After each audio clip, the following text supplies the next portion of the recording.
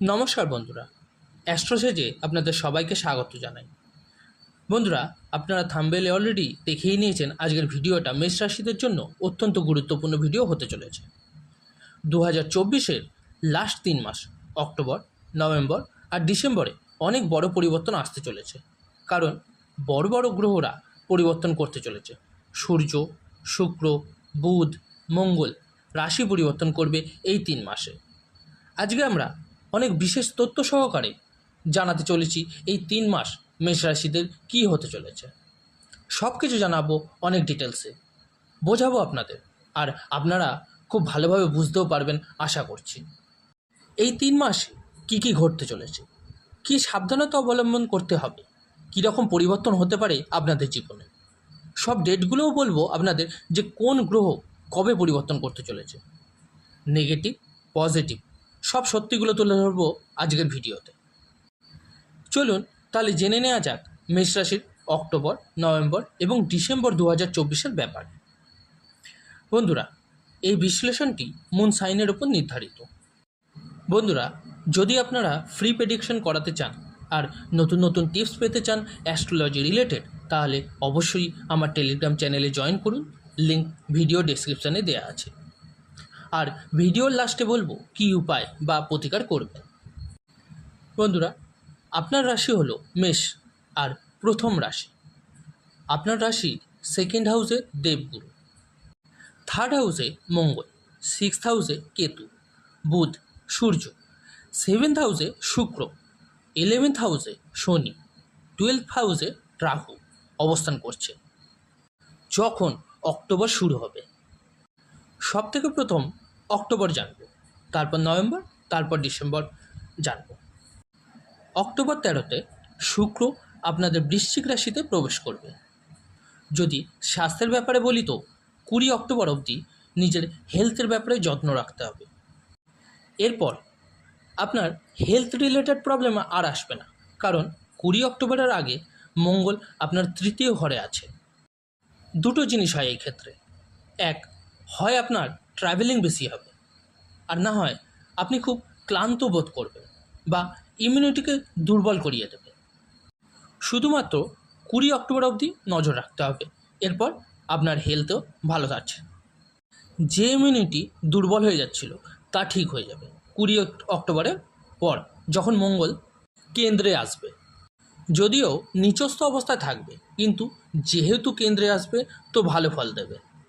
20 অক্টোবরের আগে খাওয়া দাওয়াতে বিশেষ খেয়াল রাখতে হবে। মঙ্গল যখন থার্ড হাউসে থাকে, যদিও রাশির লর্ড, তবুও মানুষকে না চাইলেও সবসময় ট্রাভেল বেশি করায়। ইচ্ছে না থাকলেও বেশি করে পরিশ্রম করাবে, আপনাকে স্ট্রাগল করতে হবে বেশি, এফর্ট দিতে হবে বেশি, কারণ মঙ্গল সাহসের কারক। কিছু মানুষ জিম জয়েন করতে পারে, কেউ কেউ তো অনেক সকালে ওঠার মনোভাবও তৈরি করতে পারেন। মঙ্গল থার্ড হাউসে আসার জন্য মোটিভেট হতে পারেন, এগুলো কন্টিনিউ করতে পারেন লং টাইমের জন্য। এবার জানব দেবগুরু বৃহস্পতি আপনাদের সেকেন্ড হাউসে আছে। দেবগুরুর কোনো পরিবর্তন হবে না এই 3 মাসে, দেবগুরু সেকেন্ড হাউসেই থাকবে, আপনাদের কমিউনিকেশনকে খুব ভালো বানাবে। দেবগুরু সেকেন্ড হাউসে থেকে এই 3 মাসে আপনার ফ্যামিলির প্রতি আপনার চিন্তা, ফ্যামিলির প্রতি সাপোর্ট, ফ্যামিলির প্রতি ভালো ফিলিংস তৈরি করবে।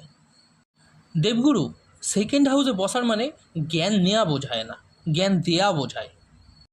মানে কোনো ব্যক্তি কাউন্সিলিং প্রফেশনে আছেন, কনসাল্টিংয়ে আছেন বা টিচার এরকম প্রফেশনে আছেন, তো দেবগুরু এই 3 মাসে আপনাকে ভালো ফল দিতে চলেছে। যদি পড়াশোনা নিয়ে কথা বলি তো সূর্য আপনার 6th হাউসে 17ই অক্টোবর থেকে 16ই নভেম্বর কেন্দ্রে আসবে, 7th হাউসে প্রবেশ করবে। তো এই সময় স্টুডেন্টরা ভালো ফল পাবেন। 17ই অক্টোবরের আগে একটু ঝামেলায় থাকবেন পড়াশোনা নিয়ে, কারণ সূর্য তখন 6th হাউসে থাকবে। তাড়াহুড়ো করা একদম চলবে না। যদি নতুন কিছুতে অ্যাডমিশন করাতে চান তো 17ই অক্টোবর থেকে 16ই নভেম্বরের মধ্যেকার টাইম পিরিয়ডে করাবেন। এই টাইমের মধ্যে আপনাদের গভর্নমেন্ট এক্সাম যদি থাকে বা যে কোনো এক্সামই থাকুক, 17ই অক্টোবর থেকে 16ই নভেম্বরের মধ্যে তা আপনার জন্য খুব ভালো প্রমাণ হবে। তবে এরপর 16ই নভেম্বর থেকে 15ই ডিসেম্বর অবধি এই টাইম পিরিয়ডে আপনাদের পড়াশোনার প্রতি আগ্রহ একদম থাকবে না। পড়াশোনা থেকে মনোযোগ সরে যেতে পারে, কারণ সূর্য আপনার 8th হাউসে ট্রানজিট করবে। 8th হাউসে ভালো মানা হয় না। 15ই ডিসেম্বরের পর আবার পড়াশোনা আপনার ভালো জায়গায় চলে আসবে। দুটো টাইম পিরিয়ডে আপনার পড়াশোনা ভালো হয়ে যাবে। একটা হলো 17ই অক্টোবর থেকে 16ই নভেম্বর, আর একটা হলো 15ই ডিসেম্বরের পর। এরপর বলি, এই 3 মাসে লাভ রিলেশন আপনার কীরকম যেতে চলেছে। নিজের কথাবার্তায় সংযম রাখুন। প্রেম ভালোবাসা অনেক ভালো থাকবে, কিন্তু সূর্য ফার্স্ট হাউসকে দেখছে। 17ই অক্টোবর থেকে সূর্যের দৃষ্টি ফার্স্ট হাউসে পড়বে, আর যখনই সূর্যের দৃষ্টি ফার্স্ট হাউসে পড়ে তখন না চেয়েও মানুষের মধ্যে রাগ জেদ বাড়ে। বিনা কারণে জেদ বেড়ে যায়। আপনাদের মনে হবে যে আপনারাই সঠিক। ডমিনেট করবেন না কাউকে এই সময়। 2 মাস বিশেষ খেয়াল রাখবেন, 15ই অক্টোবর থেকে 15ই ডিসেম্বর অবধি, কারণ এরপর সূর্য আপনার সেকেন্ড হাউসকে দৃষ্টি দেবে।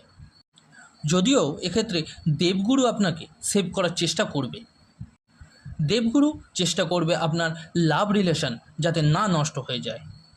হয়তো নষ্টও হবে না, তবুও খেয়াল তো রাখতেই হবে আপনাকে একটু, কারণ সূর্য যখন আপনার 8th হাউসে আসবে, তাও পঞ্চমেশ হয়ে, তার টাইম পিরিয়ড হলো 16ই নভেম্বর থেকে 15ই ডিসেম্বর। এই সময়কালটায় এমন যেখানে ঝগড়া অশান্তি একটু বেশি দেখা দিতে পারে, বিশেষত নিজের রাগ এবং নেচারের প্রতি। এরপর শনিদেবের কথা যদি বলি, কর্মফলদাতা আপনার 11th হাউসে আছে, আর কোনো রাশি পরিবর্তন নেই। শনির 7.5 বা ঢাইয়া কোনোটাই চলবে না এই সময়। শনির 7.5 শুরু হচ্ছে আপনার মার্চ 2025-এ। আপাতত এখন কিছু নেই। 14ই নভেম্বরে শনি মার্গী হয়ে যাবে, বকরি থেকে মার্গী। যখনই শনি মার্গী হয়ে যাবে তখন আপনার ফাইন্যান্সকে বেটার বানাবে, আপনার ইনকাম সোর্সকে বাড়াতে পারে। যদি আপনি বিজনেস করেন তো তা খুব ভালো চলবে 14ই নভেম্বরের পর, কারণ শনি হয়ে যাবে মার্গী, আর এটা আপনাকে খুব ভালো ফল দেবে। প্রমোশন পাওয়ারও যোগ আছে। যদি কারো মনে প্রশ্ন থাকে যে প্রমোশন যোগ আমার কবে আছে, বা ফিনান্সিয়ালি ইমপ্রুভমেন্ট দেখাচ্ছে কি দেখাচ্ছে না, কোনো চেঞ্জেস দেখাচ্ছে কি দেখাচ্ছে না, 14ই নভেম্বরের পর যখন শনি হয়ে যাবে মার্গী, অবশ্যই আপনাকে ভালো ফল দেবে, আর জব পাওয়ার সম্ভাবনাকেও বাড়িয়ে দেবে, কারণ শনি মার্গী হয়ে যাবে। 11th হাউসে নিজের ঘরে থাকবে। কর্ম করবেন আপনি অবশ্যই, আপনি না চাইলেও এক স্টেপ এগোবার চেষ্টা করবেন, আর পরিশ্রমও করবেন। অবশ্যই ফিনান্সিয়ালি ভালো থাকবেন। যদি 14ই নভেম্বরের আগের কথা বলি তো শনি বক্রি আছে, 10th হাউসের রেজাল্ট দিচ্ছে আপনাকে। অনেক বেশি এফর্ট দিতে হবে, বেশি চাপ যাবে কাজের মধ্যে দিয়ে। দেবগুরু আপনার 10th হাউসকে দৃষ্টি দেবে, নবম দৃষ্টি দিয়ে। এর ফলে ম্যানেজমেন্ট থাকবে আপনার মধ্যে, ম্যাচুরিটি থাকবে, নলেজ থাকবে আপনার মধ্যে, কিন্তু একটা ভয় থাকবে আপনার মধ্যে, একটা ভীতি কাজ করবে। কেউ আমাকে কিছু বলে দেবে না তো, কারোর সাথে ঝামেলা হয়ে যাবে না তো, বসের সাথেই হোক বা সিনিয়রদের সাথেই হোক, কলিগের সাথে হোক, একটা ভয় কাজ করবে আপনার মধ্যে, কারণ শনি বক্রি আছে। কিন্তু এরকম কিচ্ছু হবে না, এটা জাস্ট একটা অ্যাংজাইটি আপনার। যদি বাস্তবে বলি তো এরকম কিচ্ছু হবে না, ভয় থাকবে মনে, কিন্তু নিজের কাজটা আপনি করে নেবেন, কারণ দেবগুরু দৃষ্টি প্রদান করছে। দেবগুরু আপনার ভাগ্যের লর্ড হয়ে 10th হাউসকে দৃষ্টি দেবে। কেরিয়ার নিয়ে টেনশনের কোনো কারণ নেই।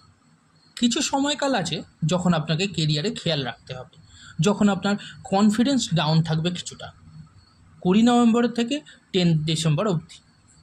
এই টাইম পিরিয়ডটা এমন থাকবে আপনি বলতে চাইবেন এক আর করবেন আর এক। এবার বলবো আপনার ভাগ্য নিয়ে, শুভ কাজ, মাঙ্গলিক কাজ নিয়ে।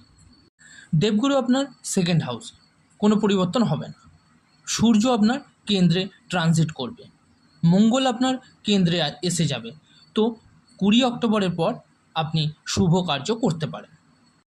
20 অক্টোবর পর থেকে নভেম্বরের মিডিল অবধি বেটার শুভ কাজের জন্য। যে কোনো কাজ শুরু করার জন্য লাভজনক। আপনি এই টাইমে নিশ্চিত হয়ে থাকতে পারেন, কোনো চিন্তার কারণের কথাই নেই।